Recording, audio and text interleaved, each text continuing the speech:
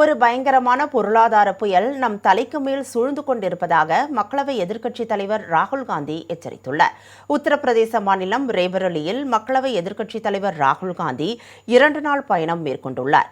பல்வேறு நிகழ்ச்சிகளில் இன்று கலந்து கொண்ட அவர் அங்கு நடைபெற்ற பொதுக்கூட்டத்திலும் உரையாற்றினார்.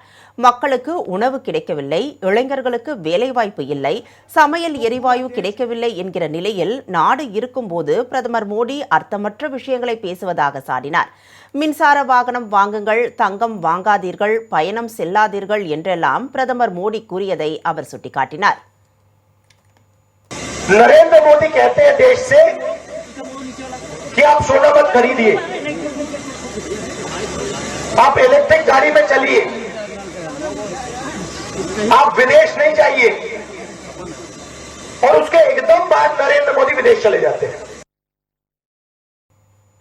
பாஜக தொண்டர்கள் உங்கள் முன் வந்தால் நரேந்திர மோடி நாட்டை விற்றுவிட்டார் என்று அவர்களிடம் சொல்லுங்கள் என்று காட்டமாக பேசிய ராகுல் காந்தி, அமெரிக்காவுடன் வர்த்தக ஒப்பந்தம் செய்துள்ள நரேந்திர மோடி நாட்டின் தரவுகள் அனைத்தையும் விற்றுவிட்டதாக குற்றம் சாட்டினார்.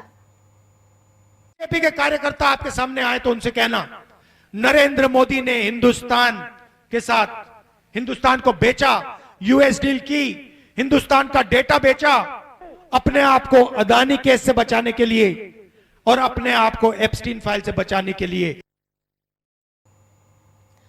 முன்னதாக ரேபரலியில் செய்தியாளர்களிடம் பேசிய ராகுல் காந்தி, ஒரு பயங்கரமான பொருளாதார புயல் நம் தலைக்கு மேல் சூழ்ந்திருப்பதாக கூறினார். கடந்த 12 ஆண்டுகளாக பிரதமர் மோடி கட்டமைத்தது அதானி மற்றும் அம்பானிக்காக மட்டுமே இருந்தது என்றும் புகார் தெரிவித்தார்.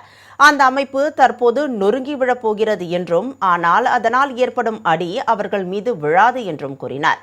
இளைஞர்கள், ஏழைகள், நடுத்தர வர்க்கத்தினர், விவசாயிகள் போன்றவர்களின் மீதுதான் அது விழும் என்றும் எச்சரித்தார். अब आर्थिक तूफान आ रहा है और उन्होंने जो स्ट्रक्चर बनाया है अदानी अंबानी वाला, वो अब खड़ा नहीं रहेगा, वो टूटेगा पूरा का पूरा. और दुख की बात है कि नुकसान आम जनता को, मतलब वो अपने महलों में बैठे रहेंगे और यूपी के जो युवा हैं, यूपी के की जो जनता है